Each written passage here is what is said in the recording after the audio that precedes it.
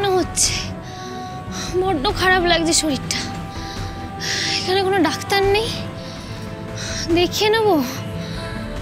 ওকে বলবো নাকি বমি করলাম তারপর আবার এরম বমি পাচ্ছে?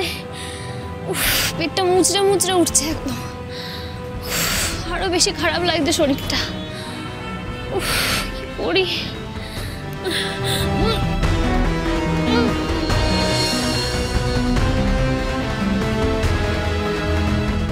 তুমি আলতাপুরি নস্কর? তোমার একটা ফোন এসছে, বাড়ি থেকে তোমার মা ফোন করেছে। আচ্ছা আসছে। না না, মাকে কিছু বুঝতে দেওয়া যাবে না। মাকে কেন, কাউকে কিছু বুঝতে দেওয়া যাবে না। বাবু কেউ না।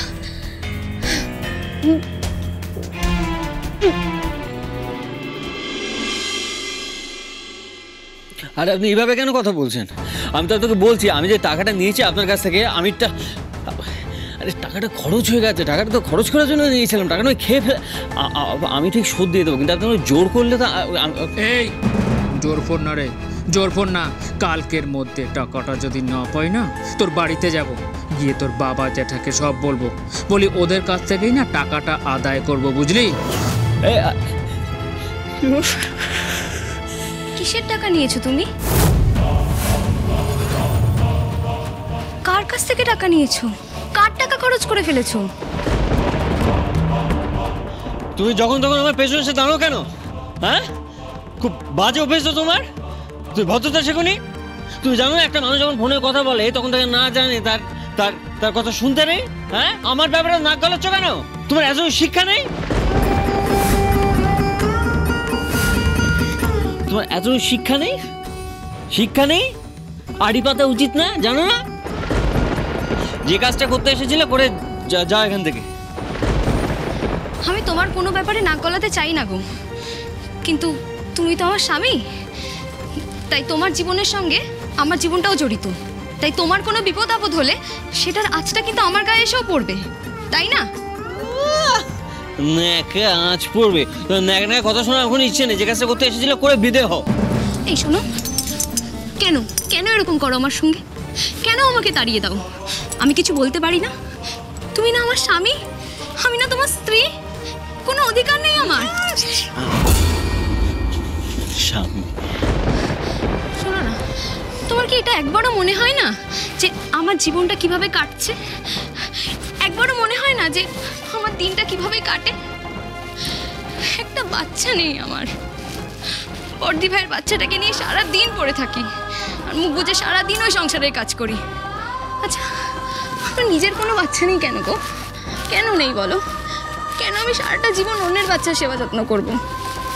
তুমি পারো না আমাকে একটা সন্তান দিতে? পারো না তুমি?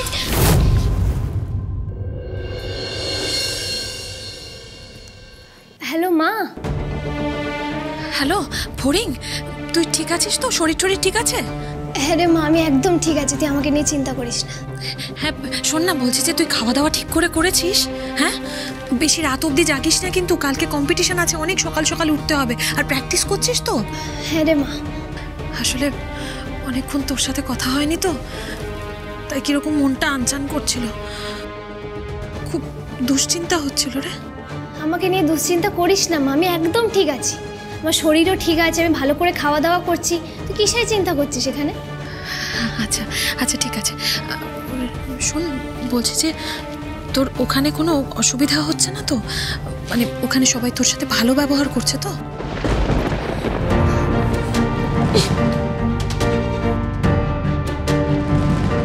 হ্যাঁ রে মা, অনেকের সাথে আলাপ হয়েছে, সবাই খুব ভালো।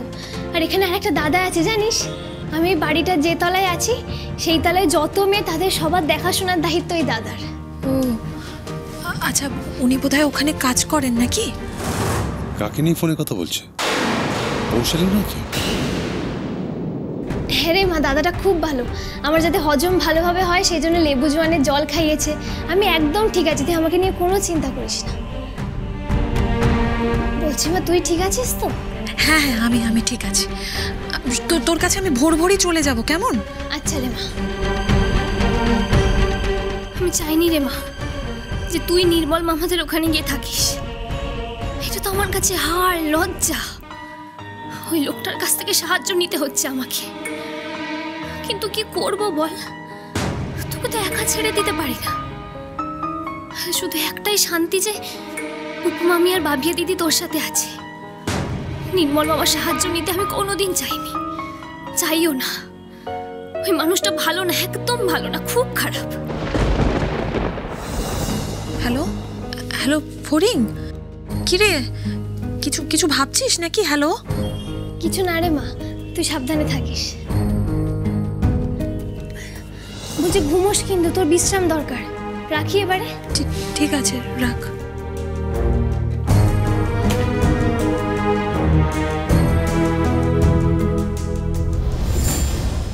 কি হয়েছে রে স্বরূপ? হ্যাঁ, কিসের এত চেঁচামেচি? হ্যাঁ, বৌমা এত চিৎকার কেন করছে? কি গলা, বাপরে বাপ, ওইখান থেকে শুনতে পাচ্ছি। কি বলছিলে আমার ছেলেকে? দেখো এখন চুপ করে গেল অমনি। এতক্ষণ ধরে বাড়িতে টেকা দায় হচ্ছিল, এমন চিৎকার করছিলে। কি বলছিলে? প্রাণে কোনো দয়া মায় নেই না? সারাদিন ছেলেটা খেটে খুটে এসেছে, ব্যাস অমনি নাকি কান্না জুড়ে দিলে। পারো বটে সত্যি। হ্যাঁ স্বরূপ, স্বরূপ কি বলছিল রে? হ্যাঁ, কি কথা বলছিল শুনি তো একবার। সব কথা তোমাকে জানতে হবে।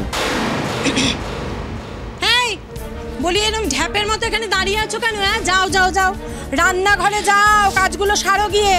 একটু বাদে স্বরূপ খাবে, যাও। নেকা কান্না কাঁদছে যত সব। ও স্বরূপ, আয় বাবা, চাটা খেয়ে নে, তারপরে তাড়াতাড়ি রাতের খাওয়া সেরে তুই রেস্ট নিবি, ঘুমোবি, বুঝলি? তো রেস্ট নেওয়া খুব দরকার সারাদিন। এইটা কোন নাটকের সংলাপ ছিল? এই সময় আমাকে চা খাওয়ানো? হ্যাঁ, নতুন সংযোজন চা? আমি সময় চা খাই? নাটকে বাড়িতে চা বাড়িতে যা হচ্ছে না রে স্বরূপ, যা যা চলছে তুই ভাবতেও পারবি না। ওই ফড়িং, সে তো মেদিনীপুর গেছে ডিগবাজি খাবে বলে, হ্যাঁ সে তো জানিস। তার জন্য দিদি ভাই আসানসোল থেকে সমানে ফোন করেই চলেছে। তারপরে এখন আবার বাড়ির লোকেদের নতুন ভূত চেপেছে মাথায়, তারা নাকি দল বেঁধে ওই ফড়িংয়ের ডিগবাজি খেলা দেখতে যাবে। ভাবতে পারিস? হ্যাঁ, ভাবতে পারিস? পৃথিবীর যত নাটক না সব এই বাড়িতেই ঘটে চলেছে। নেওয়া যায় না রে, নেওয়া যায় না, একেবারে অসহ্য।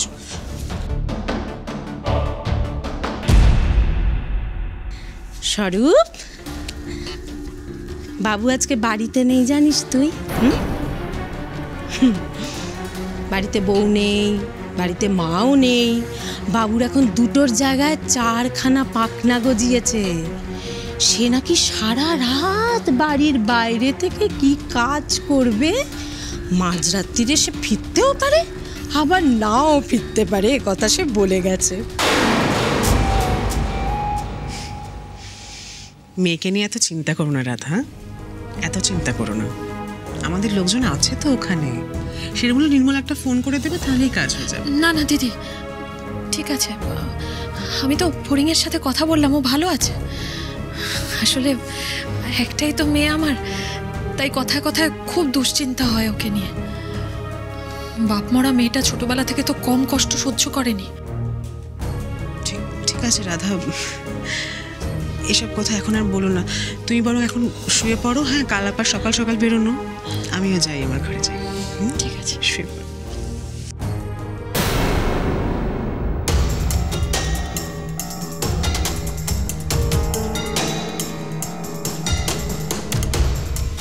কি ব্যাপার, তুমি কখন এসেছো আর এই ঘরে? এই জাস্ট এলাম। জাস্ট এলে? বড্ড বেশি চুপচাপ যাতায়াত করছো না আজকাল, নিঃশব্দে? আরে এটা তো আমার রুম নয়, আর আমি আসলে ওই কথা শুনতে পাচ্ছিলাম, তাই আর কি নক করতে পারিনি। আমি আসলে তোমাকে খুঁজতে এসেছিলাম।